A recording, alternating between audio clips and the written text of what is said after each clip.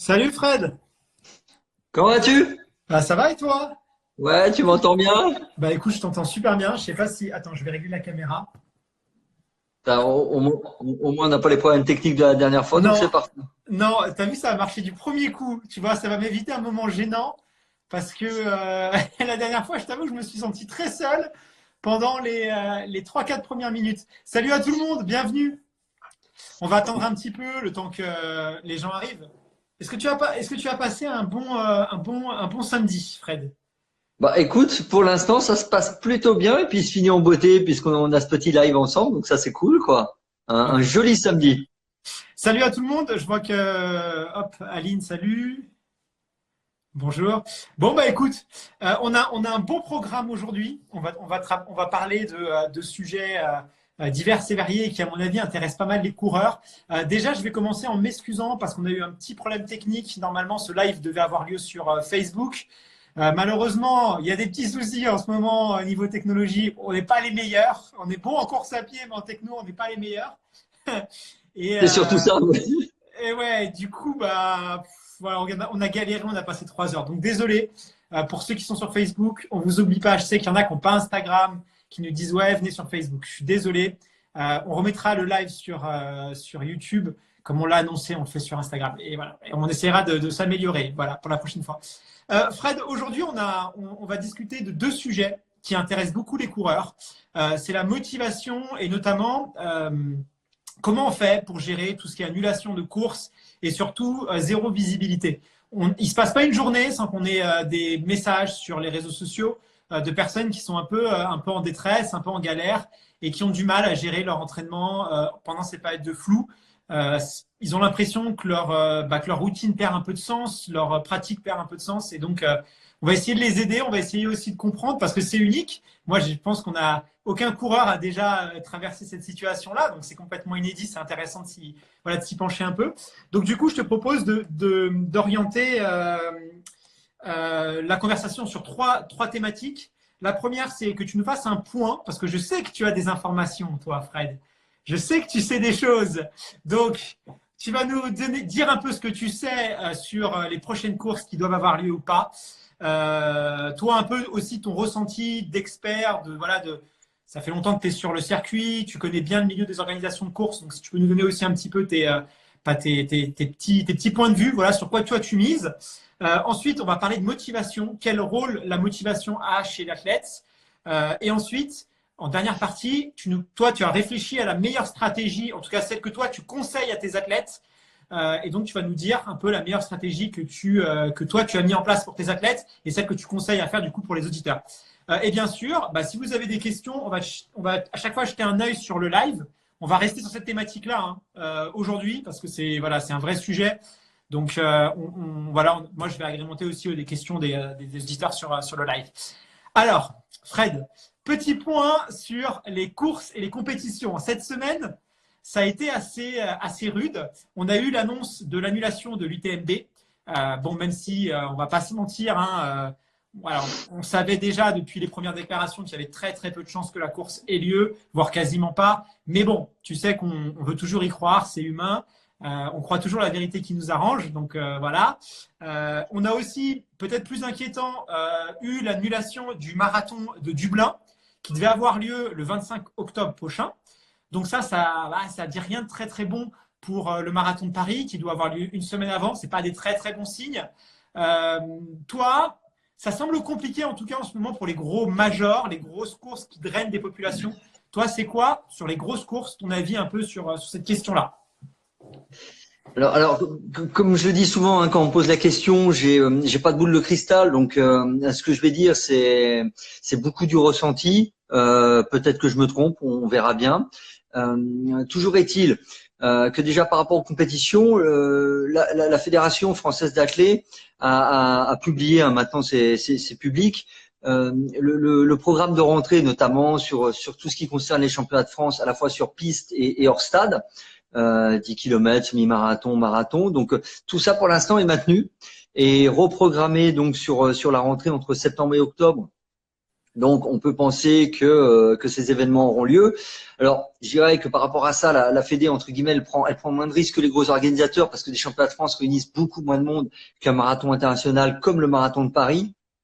Et c'est vrai que sur les très grandes manifestations à dimension internationale, donc le Semi de Paris, Paris-Versailles qui a déjà fait savoir que l'édition de cette année n'aurait pas lieu, les 20 km de Paris, Marathon de Paris entre autres, hein, qui sont quand même les grosses courses internationales qu'on a dans notre pays. On peut se poser la question sur leur maintien.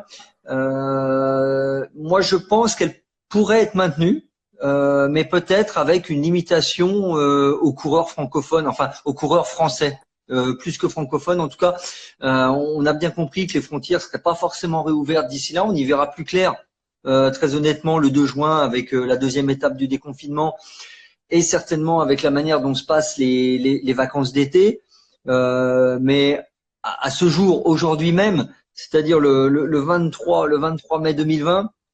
Je pense que s'il devait y avoir une décision maintenant qui a été prise, ça serait déjà à minima de limiter aux coureurs français, en tout cas vivant sur le territoire français, pour pas, voilà, parce que à l'heure actuelle, c'est pas possible de voyager à travers le monde.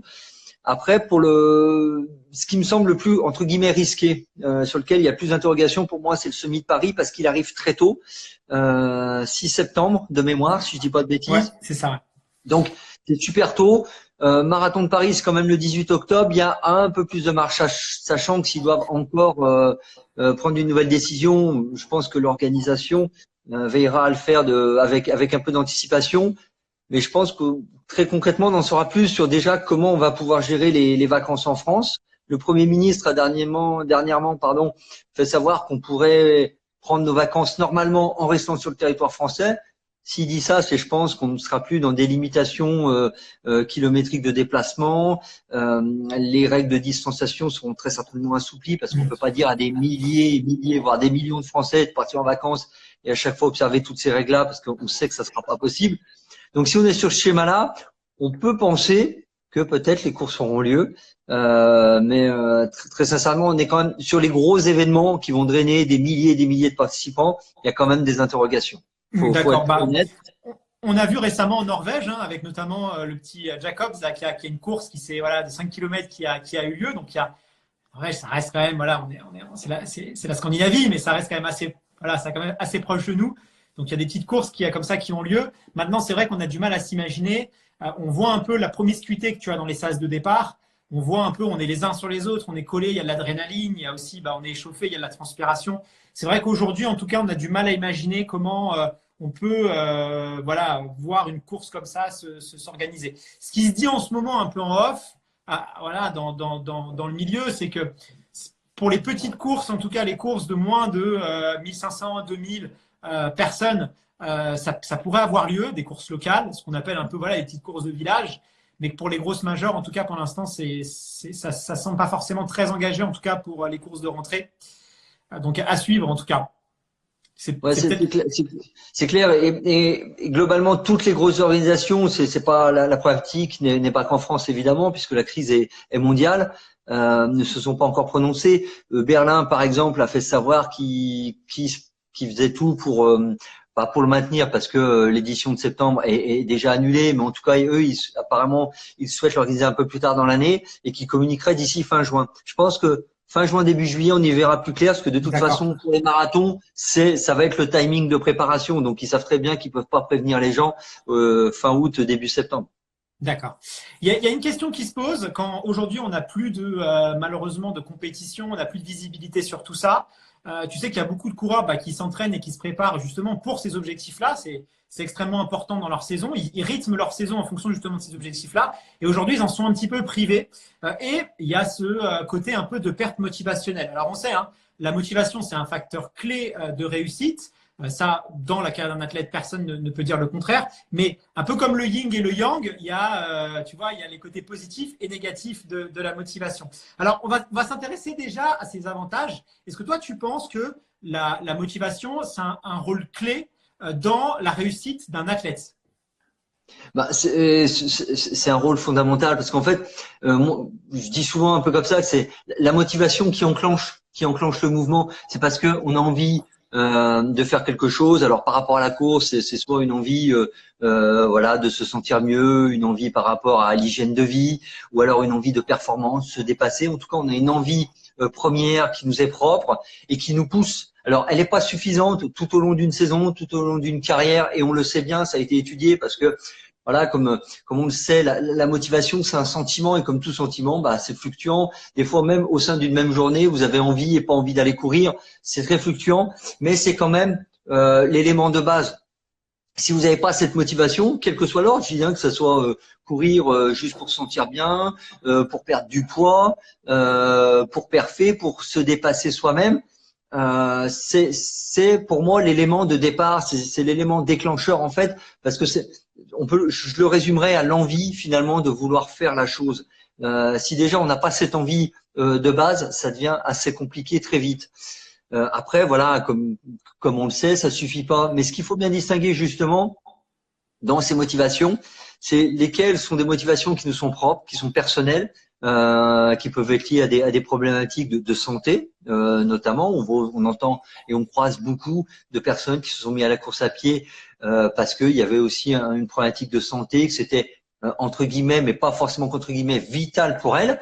Est-ce que c'est ça? Est-ce que c'est une envie de se dépasser, de se prouver des choses à soi-même? Par exemple, on l'entend souvent pour le marathon, c'est-à-dire moi m'aligner sur un marathon pour me prouver à moi-même que j'en suis capable, parce que c'est le défi que je me suis fixé. Ça, c'est une motivation intrinsèque qui est vraiment forte et qui est assez durable et assez constante dans le temps. Et à contrario, il y a la motivation extérieure, je dirais, c'est-à-dire le rapport aux autres. C'est-à-dire que par exemple sur la compétition, c'est battre telle ou telle personne. Ça peut être courir et faire des perfs pour épater telle ou telle autre personne. Enfin, on peut avoir des motivations comme ça qui sont extérieures à nous-mêmes, qui elles sont beaucoup plus fragiles et qui sur le long terme ne tiendront pas. Parce qu'en fait, globalement, on vit essentiellement par rapport au regard qu'on porte sur nous-mêmes.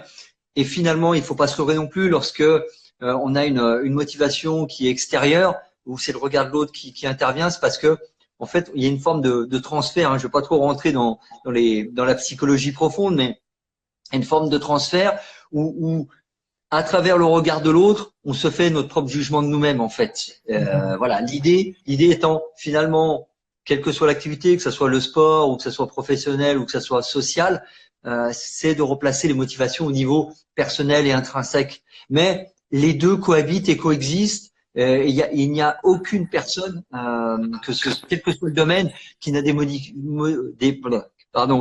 n'a des motivations qui ne sont que personnelles et intérieures. Ça n'existe pas. L'être humain est un être social, donc évidemment, le regard des autres, que ce soit les proches ou des gens qu'on ne connaisse pas, intervient quoi qu'il arrive à un moment. Il faut pas non plus se dire non, bah il y a que mon avis à moi qui compte, parce que dans ce cas-là, on n'a qu'à aller courir tout seul sur une île déserte. Ouais. C'est pas ça l'idée. L'idée, c'est d'avoir par contre un bon équilibre entre les deux et de bien réussir à distinguer les deux. Et dans les moments où on est moins bien, on a de la perte motivationnelle, comme à l'heure actuelle, ce que je peux comprendre et entendre, et ben justement se recentrer, se reconnecter à cette motivation profonde qui est personnelle, à cette envie primaire, première, qui vient de nous-mêmes en fait. D'accord. Bah là, tu vois, je prends un exemple. On a X-Run Tormez dans les commentaires qui nous dit, voilà, il avait son premier semi-marathon qui a été annulé. Il en a eu un deuxième, il s'est rebasculé sur un troisième. C'est la troisième fois qu'il se prend une annulation dans la tête. Chaque fois, il s'entraîne, tu vois, il continue. Et aujourd'hui, il arrive, il a l'impression un peu d'être perdu, quoi, de ne plus avoir la niaque. Tu vois, c'est compliqué, quoi. Hein, comment tu fais quand tu vas de désillusion en désillusion? Tu peux subir un coup sur la tête et te dire, allez, c'est bon, tu vois, je prends sur moi. Un deuxième coup, un troisième coup, ça, à un moment donné, jusqu'à quand on peut tenir le cap? Tu vois, c'est ça le problème. Bah, je dirais jusqu'à quand, c'est très personnel, mais je dirais c'est jusqu'à ce qu'on le décide finalement. Alors, je vais m'expliquer évidemment. J'entends les frustrations et ça vaut à tous les niveaux. Moi, je vais prendre l'exemple du groupe d'entraînement que j'entraîne au Stade Français. On était sur les championnats de France de cross qui ont été annulés. Derrière, un certain nombre avaient prévu le marathon de Paris qui a été annulé. On était toujours dans une sorte d'espoir un peu naïf des championnats de France de SMI qui devaient avoir lieu fin mai au Sables d'Olonne, qui ont été décalés à la rentrée. Et là aussi, c'est annulé. Donc, à tout niveau, on rencontre ça. Et je vais faire une petite image. On est un peu comme sur un bateau. On est des marins et on a pris la mer là. L'idée, évidemment, je pars de Brest, je veux arriver à New York. L'idée, c'est d'y arriver le plus vite et le plus simplement possible. Après, maintenant, j'ai peut-être des tempêtes qui vont voir le jour sur ma route dans l'océan. Et va peut-être falloir un moment que je dévie ma route, que je fasse des petits stops, des petites pauses pour pouvoir arriver à bon port. C'est exactement la situation dans laquelle on est. Ce qu'il faut pas perdre de vue, parce que la compétition, au final, je veux pas dire que c'est qu'un prétexte, mais dans l'ensemble des motivations qu'on a, ce n'est pas l'absolu total. Très, très concrètement, on court évidemment parce qu'on aime faire des compétitions, à un moment se confronter à nous-mêmes et aux autres. Évidemment, ça, je le nie pas et ça serait idiot d'essayer de le nier. Mais avant tout, on court parce qu'on aime ça. Donc du coup, il faut pas perdre ça de vue et vraiment se voir comme voilà, je reprends cette image comme des marins en pleine mer qui sont confrontés à une tempête. Ils se disent pas quoi qu'il arrive, je vais dans le mur qui est en face de moi. Peut-être que si je veux arriver là où je veux arriver, faut que je fasse un petit détour. Peut-être ça va rallonger mon parcours de 3, 6 mois ou plus. Mais en tout cas, l'idée c'est d'arriver là où je veux y arriver. Donc si l'objectif c'est de faire son premier semi, son premier marathon, effectivement on a l'impression qu'à chaque fois ça s'éloigne. Mais au final on tient bon. Et après, on peut trouver des astuces pour justement faire passer ce temps un peu plus rapidement. D'accord, ouais, c'est vrai que la métaphore, elle est assez juste. Hein. L'objectif d'un marin en pleine tempête, elle n'est pas de garder le cap, mais au contraire, c'est de le reprendre. Donc, c'est qu'est-ce qu'on peut mettre en place pendant cette période un peu de turbulence pour reprendre le cap, reprendre le contrôle. Moi, j'ai remarqué qu'il y avait un peu 3 attitudes chez les coureurs. Il y en a 2 qui ressortent vraiment. Tu en as une, c'est vraiment de se dire finalement, il n'y a plus de compétition, il n'y a plus de visibilité, c'est une année blanche, ça sert plus à grand chose que je m'entraîne. Tu vois, ils mettent un petit peu, ils vont faire 1 ou 2 footings, histoire d'eux, mais ils se disent voilà, c'est mort. On va dire clairement, pour l'instant, c'est mort. J'ai pas envie, il n'y a plus de visibilité, je suis dégoûté. Tu en as une autre catégorie aussi. Cette catégorie-là, c'est je fais l'autruche, c'est-à-dire je continue bec et ongle et je fonce dans ma préparation. Je me soucie pas de ce qui m'entoure, de mon environnement. J'ai ma ligne de conduite et tu vois, c'est le cheval avec les œillères, quoi, tu vois. Et ils y vont comme ça sans se poser de questions un peu, parce qu'ils ont peut-être peur, je sais pas, hein, je donne une explication, peut-être peur de perdre du niveau aussi, peur de régresser. Peur aussi de ne pas revenir. À mon avis, il y a peut-être beaucoup de peur derrière ça.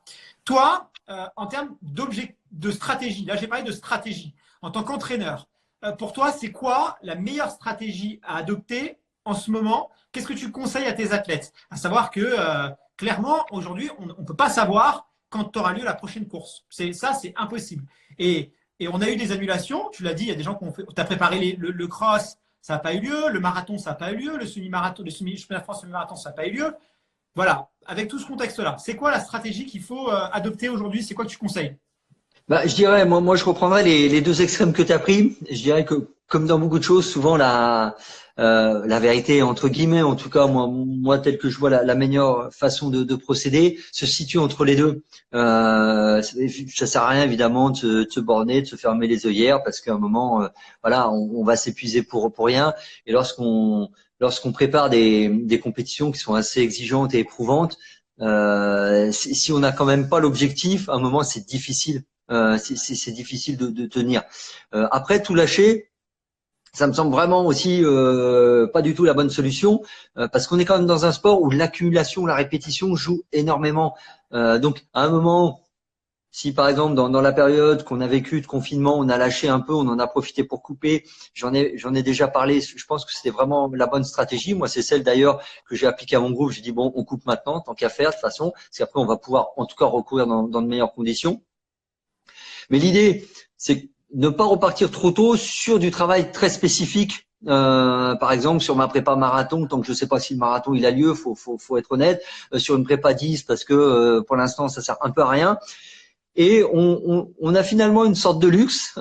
C'est assez paradoxal de le dire comme ça, mais une sorte de luxe parce que on bénéficie de temps. Et souvent, ce qui nous manque dans une saison, c'est le temps. On a toujours l'impression qu'on est pressé partout, que finalement, si on veut travailler certains aspects, notamment les aspects techniques, on va perdre en vitesse, on va perdre sur notre prépa, sur notre spé marathon, sur notre spé semi ou je ne sais quoi. Et du coup, on va pas prendre justement ce temps-là. Et là, finalement, on a le temps, par exemple, de courir en consacrant certaines séances vraiment à la technique de votre foulée, au travail de votre pied, le relâchement, le renforcement musculaire. On a vu que pendant la période de confinement, beaucoup de gens ont fait énormément de renfort et je pense qu'ils vont vraiment en récolter les bénéfices dans les mois, les semaines et les mois qui vont venir. Donc, on a vraiment un temps, je dirais, privilégié, justement pour prendre le temps de faire des choses qu'on ne faisait pas forcément, par exemple en ayant peur de perdre un peu trop de sa VMA. On se dit si là je fais pas ma séance de 10 fois 400 et qu'à la place je travaille un peu ma qualité de pied, mon relâchement, je perds ma VMA qui est quand même le plus important pour beaucoup. Voilà. Alors que là, si on le fait, de toute façon on perd rien puisque on n'a aucune urgence tout de suite. Et au moment où les courses seront à nouveau programmées, on aura le temps de rebasculer sur du travail spécifique, très concret. D'accord. Donc, je dirais que c'est presque une chance. Ouais, non, mais il faut, à mon avis, le voir comme ça. Tu sais, à l'INSEP ou dans les écoles des grands champions, les préparateurs mentaux, eux, ils ont coutume de définir, il y a 3 objectifs. On va dire que tu as ton objectif ultime. Par exemple, ça peut être pour un athlète de haut niveau d'être champion olympique. Mon objectif ultime, c'est champion olympique. Tu vois, par exemple, quelqu'un comme Vincent Louis dans le triathlon, son objectif ultime, à lui, c'est pour ça que tous les matins il se lève et qu'il s'entraîne, c'est d'être médaillé d'or aux Jeux Olympiques. Mais il ne va pas arriver du jour au lendemain à ce niveau-là. Donc, c'est là où on rentre en compte des objectifs tactiques. L'objectif tactique, il est avant ton objectif ultime. C'est-à-dire, avant de vouloir être champion olympique, déjà, je dois être champion de France. Ensuite, je dois être champion d'Europe. Ensuite, champion du monde. Et comme ça, arriver vers, tu vois, si je suis les étapes, la suite logique, c'est d'être champion olympique. Donc, il va mettre en place des objectifs tactiques. Et ensuite, on a des objectifs opérationnels. Les objectifs opérationnels, qu'est-ce que c'est? C'est tout simplement ton plan d'entraînement. C'est-à-dire que c'est mon plan d'entraînement qui va me permettre d'avoir tout le côté opérationnel pour me conduire vers mes objectifs tactiques et jusqu'à mon objectif ultime. Aujourd'hui, si nous, on doit le reporter à des coureurs un peu, on va dire, comme nous, comme toi, comme moi, comment on peut s'inspirer de ces champions-là? Tout simplement, c'est d'oublier l'objectif ultime, parce qu'aujourd'hui, de toute façon, il n'y a pas forcément d'intérêt. Mais si mon objectif, c'est de faire un marathon en moins de 3 heures, de faire un 10 km en moins d'1 heure, eh bien, c'est s'intéresser sur les objectifs tactiques. Ma foulée, mon relâchement.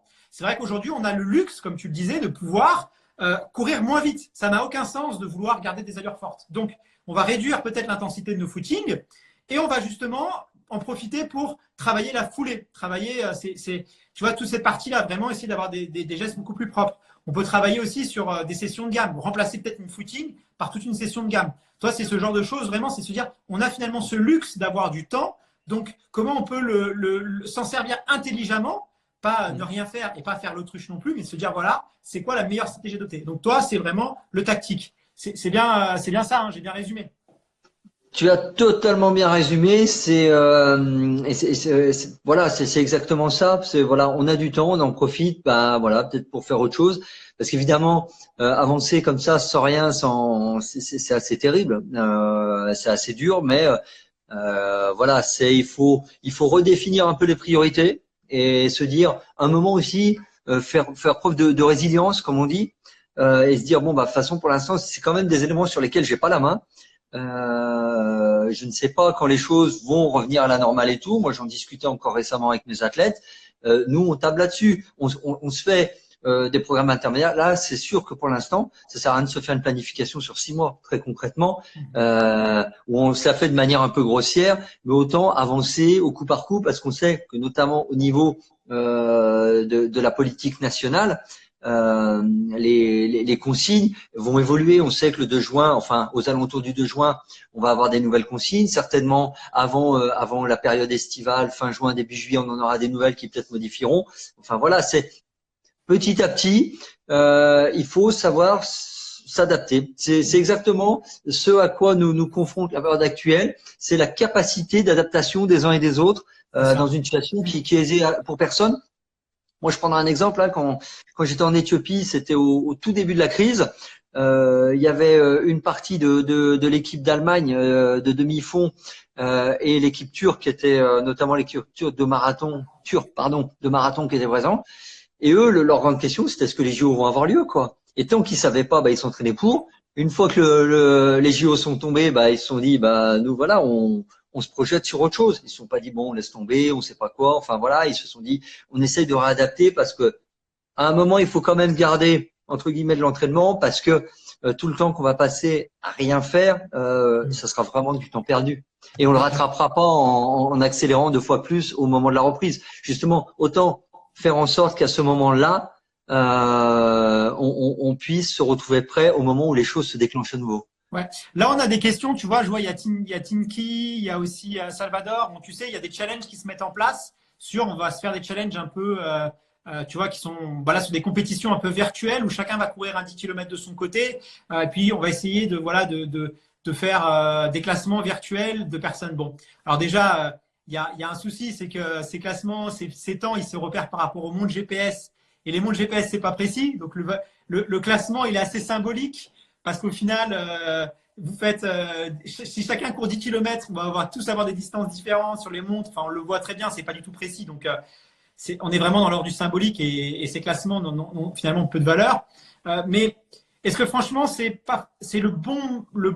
tu vois, la bonne chose à faire si vraiment on se projette sur du long terme, de se concentrer sur voilà, de battre un record finalement qui est plutôt symbolique, une compétition qui est plutôt symbolique, plutôt que se dire voilà, je vais vraiment travailler, prendre le temps, je vais oublier un peu ces chronos, cette pression, cette compétition les uns avec les autres, voilà, pour plutôt me remettre sur du travail de qualité et me concentrer sur ça. Ça peut être dur pour certaines personnes, et là je pense que c'est ce qui va aussi différencier, c'est que on a parlé de l'objectif ultime et l'objectif tactique, mais tu as l'objectif opérationnel, c'est-à-dire comment est-ce que je m'organise, et que si tu veux faire un travail de gamme, un travail de qualité, ça s'organise aussi en fait, et que ceux qui ont des plans, qui ont des structures, qui ont un encadrement, c'est vrai que pour eux, c'est peut-être plus simple parce que tout simplement, si tu veux, ils ont une ligne de conduite. Et là, on a besoin de se rattacher un peu à des objectifs opérationnels. Ça veut dire, c'est quoi ma carte, tu vois, mon plan de route. Ça, c'est quelque chose ça s'organise en fait, cette période-là. Totalement, c'est exactement ça. Alors après, il y en a qui trouvent les moyens qui leur conviennent plutôt, qui leur conviennent pour garder un peu de motivation. Ça peut être ces fameuses courses virtuelles. Moi, j'ai un regard un peu critique, mais c'est très très personnel. Alors quand c'est fait à but caritatif, vraiment, génial, je trouve ça top. C'est génial. Là-dessus, je mets. Après, comme tu le dis, et je pense que l'essentiel des personnes et aussi des athlètes de haut niveau qui participent, on se recule, on sait très bien qu'elles ne valent rien. Enfin voilà, c'est parce que la compétition, c'est pas l'entraînement. Même un entraînement poussé, la réalité, c'est le jour du championnat, c'est le jour J où il faut être prêt. Et comme tu dis aussi, certains ont vraiment fait, par exemple, sur des parcours vraiment mesurés, donc on savait que c'était bien ci, que c'était bien ça. Voilà. Après, l'idée, c'est d'être enfin, en tout cas, là, je parle par rapport aux athlètes de haut niveau, c'est d'être champion au moment du championnat et pas être un champion de l'entraînement. Mais ça, je le conseille à tous aussi parce qu'il faut être prêt le jour où il y a votre course. Et là, je lis un commentaire en même temps et je suis totalement d'accord avec ce que dit Sam fait bouger. C'est évidemment l'objectif à long terme et l'objectif absolu, il reste tout le temps dans la tête de l'athlète. Mais justement, on profite du temps qu'on a pour justement peut-être travailler un peu différemment et plus de choses. Mais évidemment, c'est toujours dans l'optique que notre objectif absolu ait lieu un jour, évidemment, et qu'on puisse l'atteindre. C'est évidemment ça. C'est pas de se dire, tiens, moi j'avais prévu un marathon cette année, il n'a pas lieu, j'oublie le marathon, par exemple, ou un 10 km et j'oublie le 10 km. C'est de se dire finalement, moi, mon objectif absolu, c'est de faire mon 10 km en tentant ou simplement le finir. Je garde ça à l'esprit, évidemment, parce que c'est mon objectif à moi. Mais du coup, dans cette période-là où, pour l'instant, ça sert pas à grand-chose de rentrer vraiment dans le spécifique, parce que l'échéance, elle est encore assez loin, comment je programme ce temps-là en fonction, évidemment, de cet objectif qui peut être dans 6 mois, dans 1 an ou plus. Évidemment, ça reste quand même le phare. Voilà, on est toujours les marins. on est toujours dans notre tempête, on veut toujours rejoindre New York. L'idée, c'est de se dire, je vais toujours à New York. C'est pas finalement, je vais à Dublin parce que je peux pas aller à New York. Je vais à New York, mais peut-être que je dois emprunter une autre voie, un autre chemin qui va être plus long. Mais l'objectif absolu, il reste évidemment là. Parlons un petit peu des plans d'entraînement, des choses à faire. Toi, tu préconises quoi à tes athlètes en ce moment, si on s'intéresse un peu à l'entraînement? Est-ce que la sortie longue, tu l'as gardée? Est-ce que les travails d'intensité, tu les as gardés? Est-ce que tu es parti sur quelle stratégie d'entraînement pour tes athlètes? Bon, très concrètement, vu que je leur avais dit de couper pendant ce confinement, on a été sur une période de reprise. Donc très concrètement de l'endurance, reprise d'endurance. Ça surprend souvent les gens parce que on en discute beaucoup.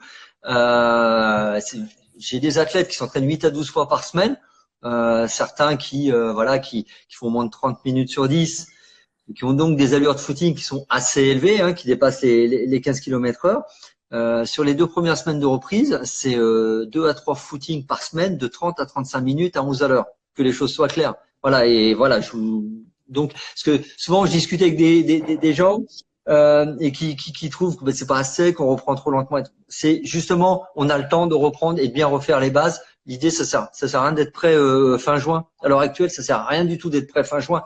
Donc, on profite de tout ce temps-là pour, comme on dit dans le jargon de la course à pied, refaire la caisse, travailler la vitesse à l'heure actuelle. Ça n'a pas de sens. Ça n'a pas de sens. Puis, si on a coupé et qu'on est en phase de reprise, le corps il est pas prêt pour. Très honnêtement. Donc voilà, il faut amener votre organisme à travailler sur certaines intensités quand vous l'avez préparé pour. Absolument reprendre en disant bah tiens, moi je faisais ça notamment avant et je reprends maintenant, ça n'a aucun sens. Donc l'idée c'est de profiter du temps là pour vraiment reconstituer la caisse, faire du foncier, faire du travail technique et du travail de renforcement, évidemment. Une fois qu'on aura plus de visibilité sur réellement les compétitions qui vont avoir lieu, qui vont être maintenues et du coup les courses préparatoires, là on pourra mettre en place un plan spécifique vraiment de préparation. D'accord. Pour l'instant, toi on l'a compris, hein, le mot d'ordre c'est vraiment s'intéresser, voilà, profiter de ce temps-là qu'on a. De toute façon, il y aura pas une course dans les 1 mois à venir. Ça semble, voilà, avant septembre, de toute façon, c'est quasiment impossible. Donc, être prêt trop tôt, ça n'a pas de sens. C'est-à-dire, si on voit quelqu'un va continuer à maintenir son intensité, sa VO2 va être omnibulé par ça, être prêt trop tôt, bah voilà, ça va pas servir à grand-chose. Donc, on se concentre vraiment sur la qualité. Je vais regarder un petit peu si on a des questions dans le live sur cette période de reprise. Je vais voir un petit peu sur Fred, tu peux juste, ça me permettra de regarder les questions, les reprendre. Juste si tu peux, comme tu sais, le programme Je reprends la course à pied termine dimanche. Si tu veux expliquer un petit peu quel accompagnement tu proposes pour les athlètes. Tant que je cherche les questions, et puis n'hésitez pas dans le live à poser des questions. Je vais faire un tour. J'ai un petit peu de retard. Je vais tout lire. Alors très concrètement, oui, on a proposé un programme de reprise justement. Parce que on s'est dit que voilà, c'est la période où on reprend la course et il faut pas se leurrer non plus. Moi, je vois un certain nombre de coureuses qui ont maintenu une activité physique pendant le confinement, mais qui sortent du confinement un peu usés. Et c'est logique parce qu'au-delà de la forme physique, il y a eu toute une pression et un stress inhérent à ces 2 mois qui se sont écoulés, qui sont réels et qui ont un impact sur notre organisme. Du coup, on peut se retrouver dans une situation presque, on sort du confinement et au lieu de se sentir totalement libéré, alors il y a tous les cas de figure, hein, mais on rencontre quand même souvent une sorte de, je dirais, décompensation, décompression de sortie de confinement où finalement on se sent presque vidé. Ça peut être le moment pour justement repartir un peu à zéro, profiter de ce moment-là, parce que faut pas se leurrer, à quelques exceptions près. Je sais que ça existe, hein, je le nie pas, mais à quelques exceptions près, même quand on a maintenu un entraînement régulier pendant le confinement, c'était pas un réel entraînement. C'était plus aussi une manière de se vider l'esprit et celles et ceux qui l'ont fait ont eu totalement raison.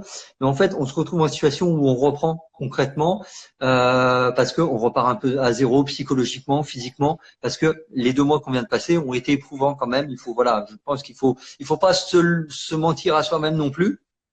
Donc l'idée, c'est d'accompagner les coureurs et les coureuses qui le souhaitent sur un programme de reprise. On l'a fait via 6 podcasts dédiés. Chaque podcast traite une question très spécifique. un e-books de reprise vraiment avec vraiment toutes les informations que nous on estime nécessaires pour effectuer une bonne reprise. Cet e-book fait quasiment 40 pages. Un autre e-book diététique évidemment parce que on l'a évoqué pendant cette période de confinement, on a pu se laisser aller, on n'a peut-être pas pu manger comme on souhaitait tout le temps manger, donc à un moment il s'agit aussi de pas de repartir sur des régimes parce que ça sert à rien, mais voilà, progressivement revenir sur un équilibrage alimentaire qui correspond à notre pratique, évidemment. Des vidéos qui sont liées au renforcement musculaire. Là, on est en phase de reprise, donc à poids de corps. L'ensemble, moi, des exercices que je propose, vraiment, parce que il y a renforcement et renforcement. Hein, si vous faites de la course à pied, vous n'allez pas faire le même renforcement que quelqu'un qui fait de la boxe ou quelqu'un qui fait du foot. C'est logique, mais vaut mieux quand même le dire. Et tout ce qu'on a pu faire dans cette période de confinement et qui était très bien pour un entretien physique, à un moment n'est plus forcément adapté à la pratique de la course à pied. Donc c'est pour ça que je le propose. Et à côté, on a fait 4 plans par niveau, des niveaux qu'on définit à travers un questionnaire. 4 plans de reprise sur 6 semaines, justement pour pouvoir arriver au bout de ces 6 semaines, être prêt à la repartir sur une phase de travail de la VMA. Donc concrètement, on a 6 semaines où on remet l'organisme en ordre de marche, physiquement, physiologiquement, psychologiquement. Voilà. L'idée, c'est d'accompagner dans ce temps-là qui est un temps fondamental d'une saison. C'est-à-dire que si on n'a pas bien posé les bases en début d'année, à un moment, on va courir après ce qu'on n'a pas fait. Et vu que, on le disait à un moment, on manque de temps, si on a pris du retard au tout début, c'est quelque chose qu'on va traîner comme un boulet toute la saison. Moi, je suis assez dans le cas que tu as cité. C'est vrai qu'on était confinés, on attendait le déconfinement. On a eu la première semaine du déconfinement où vraiment il y a eu cette excitation de pouvoir ressortir sans attestation, redécouvrir tout ça. Et puis là, tu es un peu vraiment dans le creux de la vague, tu vois, où tu te dis finalement, tu as encore énormément de restrictions, tu peux pas faire grand-chose, tu as tout qui est fermé, les parcs, tu n'es pas serein parce qu'il y a du monde pour courir. Et tu te dis, putain, tout ça pour ça, quoi, tu vois. Et tu vois pas le bout du tunnel aussi. Parce que tu vois bien que même le gouvernement, le machin, ils sont encore, et c'est normal, hein, et c'est ma reproche, c'est très très dur d'avoir de la visibilité. Donc tu t'es dit finalement, en fait, entre la période d'avant confinement et celle de maintenant, il y a pas grand chose qui a changé. Et c'est hyper perturbant. Et c'est pour ça vraiment que j'insiste, alors que ce soit à travers le programme Je reprends la course à pied ou pas, parce que chacun a le choix et a envie de faire, fait ce qu'il a envie de faire, mais vraiment d'avoir voilà, l'objectif opérationnel, d'avoir un plan tactique pour se dire, voilà, ce jour-là, finalement, je délègue, ce jour-là, je dois faire ci, ce jour-là, je dois faire ça, et je me raccroche à un plan, à une structure, c'est hyper intéressant de faire ça. Et notamment là, on avait une question, tu vois, de Rafidja qui nous dit qu'on peut maintenir son état de forme jusqu'à septembre. La question, c'est pourquoi? Tu vois, pourquoi? Est-ce qu'en septembre, il va avoir lieu le semi-marathon? Est-ce qu'aujourd'hui, on le sait? En état de forme, c'est-à-dire, est-ce que c'est maintenir sa vitesse, maintenir toutes ses capacités aérobiques? Moi, je serais prêt à faire le pari, c'est ce qu'on disait, de reculer un petit peu pour mieux sauter et de se dire, c'est pas grave si je perds un peu de vitesse, c'est pas grave si je perds un peu de puissance, si je peux travailler sur la tactique pour quand je vais relancer la machine être encore plus performant. Il y a une question d'Alexia qui est hyper intéressante, je trouve, et en tout cas qui est assez légitime, c'est est-ce qu'il n'y a pas un risque de blessure si on ralentit la cadence, tu sais? Parce que si on ralentit et qu'on court vraiment lentement, des fois on peut changer notre foulée, tu vois, malheureusement. Donc, est-ce que c'est dans notre tête où il y a quand même un risque de blessure voilà, si on court trop lentement, en fait, parce qu'on peut changer sa foulée, on peut changer son attaque du pied. C'est une question que je me pose aussi, donc je te la pose. Alors, je vais répondre avec le sourire. Hein. Faut vraiment pas mal prendre ce que je vais dire. Est-ce que quand vous marchez, vous prenez un risque de blessure? On est vraiment quasiment sur la cadence la plus lente puisqu'on est avant la course. Non. La cadence, plus sérieusement, la cadence c'est pas un facteur de risque au niveau de la blessure. Les volumes d'entraînement, les intensités d'entraînement, la qualité de votre équipement, la qualité des sols sur lesquels vous courez, après tout ce qui concerne l'hygiène de vie, votre renforcement, ça, ce sont des vrais facteurs de risque. Donc effectivement, si par exemple on est habitué à courir à 11 à l'heure, nos footings, et qu'on se met à courir à 9 à l'heure, on modifie un peu sa manière de courir. Ça, il n'y a pas de doute parce qu'on a un pied qui reste plus longtemps au sol. Ça, il faut pas le nier. Après, l'impact, il est moins important parce que la vitesse avec laquelle on arrive au sol est moins importante aussi. Et la force de l'impact, elle dépend aussi de la vitesse qu'on a et de la qualité de pied. C'est un moment justement où vous avez entre guillemets sur un footing le temps de penser peut-être plus à comment vous courez. Alors l'idée c'est pas de se forcer à modifier sa manière de courir, en dire tiens j'attaque trop au talon ou je le fais, voilà parce que ça il y a les gammes pour ça. Vous pouvez évidemment y penser, mais ne forcez pas non plus totalement votre nature. Pensez à votre relâchement, pensez au renforcement que vous pouvez faire à côté. Après voilà, moi sincèrement, hein, après je connais pas tout évidemment, mais de l'expérience que j'ai d'entraîneur et depuis que j'entraîne, j'ai jamais vu un athlète se blesser parce qu'il courait trop lentement. Ouais. Et comme je vous le disais, hein, j'ai des athlètes qui font leur footing normalement à 15 à l'heure, qui en reprise sont à 10, 5, 11 sur 2-3 semaines. Il n'y en a aucun qui s'est blessé à cause de ça. Je les ai plus vus se blesser parce que en pleine saison, ils rajoutaient un peu, ils faisaient des trucs sans toujours tout dire parce que vous savez comment sont les athlètes, ils disent pas toujours tout à l'entraîneur.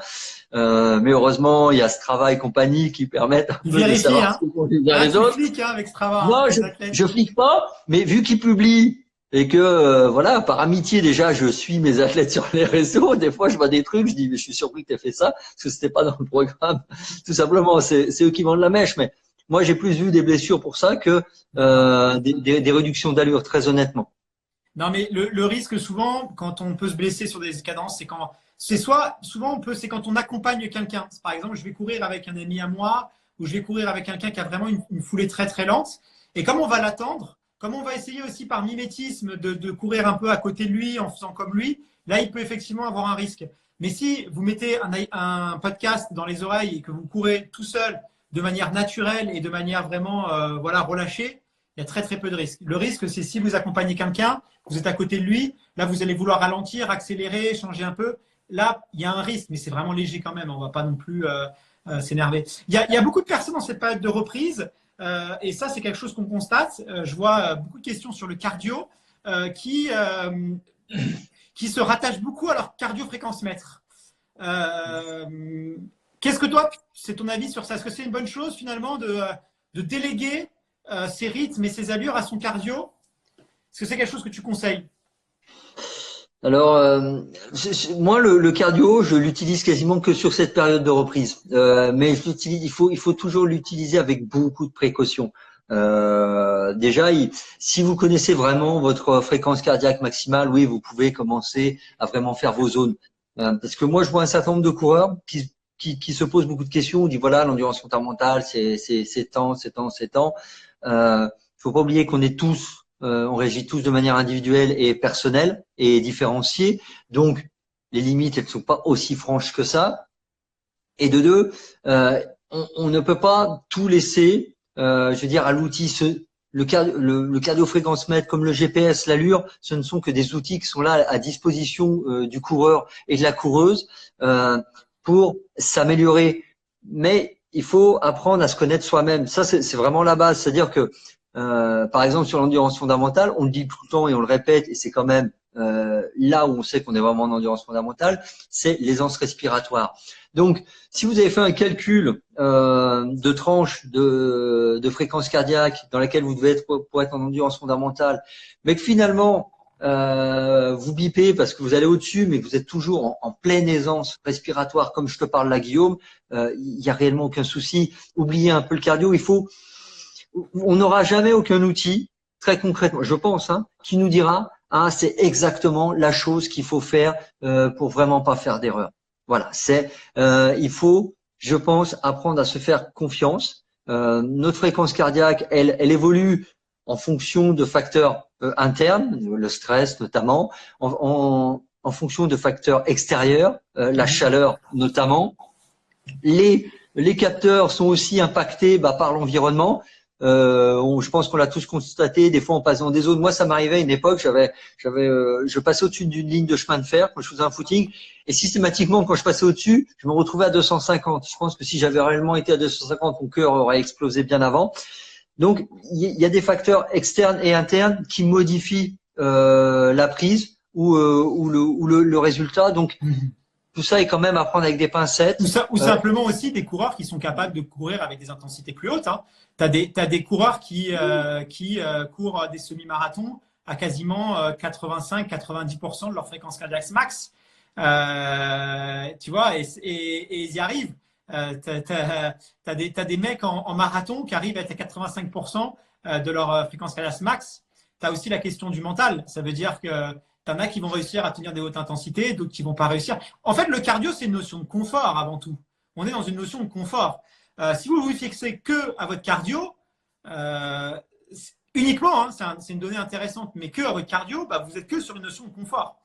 Donc, il y a quelques fois où vous allez peut-être pouvoir donner plus que possible, plus que vous-même, parce que vous êtes dans une super état de forme. Bah, le mec qui va se fier qu'à son cardio, il va un peu renoncer à tout ça. Donc, on est tous différents, quoi. Il y en a pour ces règles à qui ça va marcher, t'en as d'autres qui vont pouvoir aller sur des plus hautes intensités.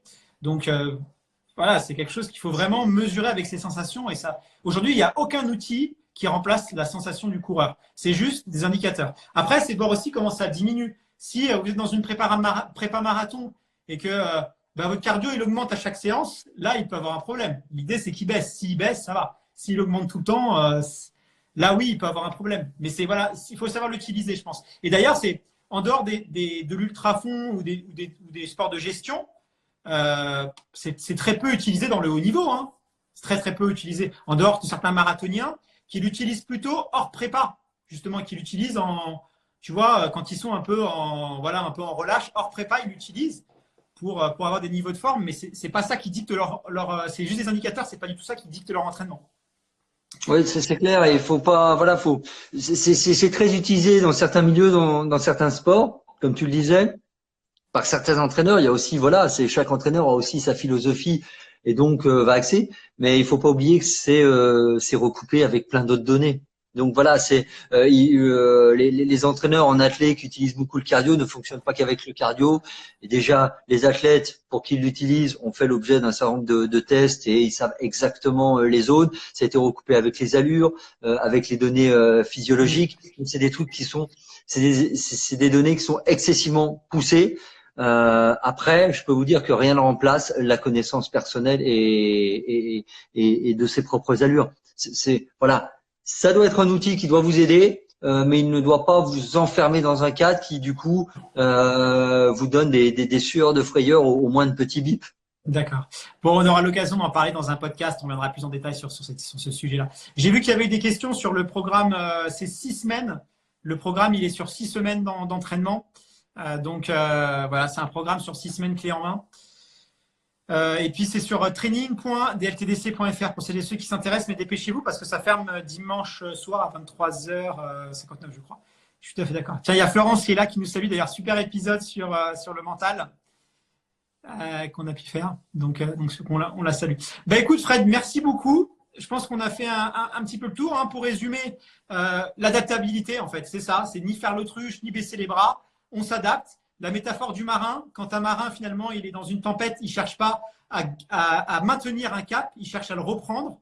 Donc, bah, c'est à nous d'essayer de reprendre la main sur les choses pour ne pas les subir.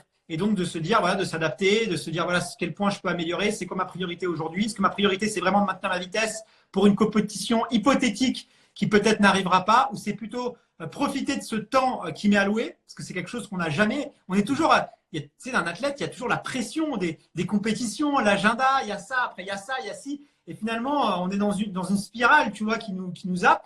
Et là, on a du temps. On a du temps pour se dire, là, voilà, je vais travailler sur ma foulée, je vais travailler sur mon relâchement. Je peux me permettre de courir moins vite. Après tout, je m'en fous.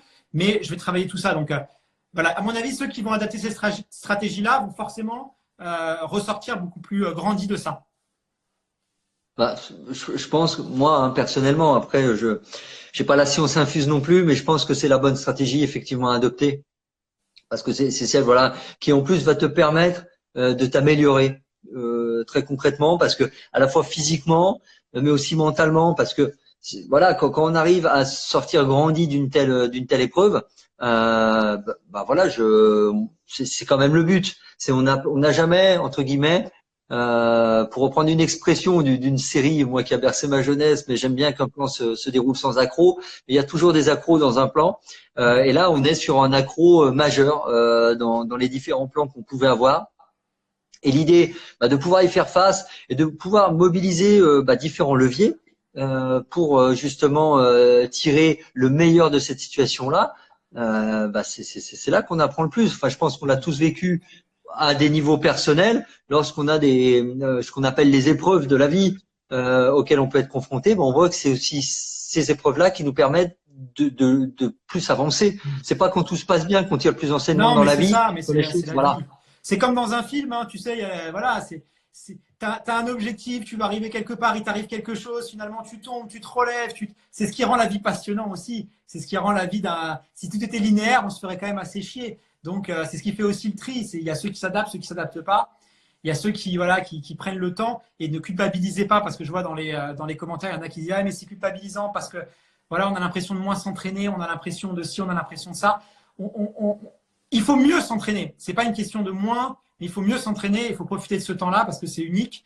Et il y a ceux qui vont sortir de cette crise-là et qui vont dire finalement, je suis crevé, j'ai plus d'énergie, parce qu'il y a le repos, mais il y a l'énergie.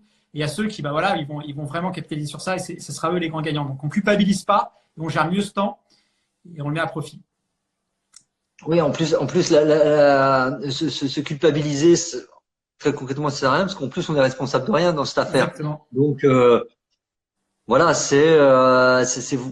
il faut prendre acte des choses, faire preuve de résilience, comme on dit. Le mot est très à la mode, mais je pense qu'il s'applique beaucoup dans le monde du sport actuellement, mais dans chaque monde, hein, dans chaque domaine. Et voilà, c'est juste prendre plaisir et justement profiter pour explorer d'autres domaines, d'autres pans de notre pratique sportive. Super. Merci beaucoup, Fred. Merci à tout le monde d'avoir suivi le live. Et puis, voilà, pour toutes celles et ceux qui veulent aller plus loin, on se donne rendez-vous. On va prendre un peu de repos. Là, on va prendre 2 semaines de repos parce qu'on a beaucoup bossé sur le programme Je reprends la course à pied. Ça nous a pris énormément de temps. On est vraiment claqué. On a eu beaucoup de contenu aussi. On a enchaîné les podcasts. Et par contre, on revient très fort avec normalement un épisode sur la blessure parce que je pense qu'il va y avoir quelques personnes qui n'ont pas écouté les conseils et qui courent un peu trop vite en ce moment. Et donc, voilà, sur un podcast sur la blessure qui va bientôt arriver. Donc, voilà, ce sera pour mi-juin. Et puis, pour celles et ceux qui veulent du contenu, sachez qu'il y a le programme Je reprends la course à pied avec 6 podcasts, des vidéos, des e-books. Donc, vous avez de quoi faire quand même. Parce que là, on n'a pas chômé. Et vous pouvez retrouver tout ça sur training.dftdc.fr. Mais dépêchez-vous parce que c'est jusqu'à demain, 23h, je crois. Voilà. Bonne soirée à vous tous. Salut Fred. Salut, au revoir tout le monde.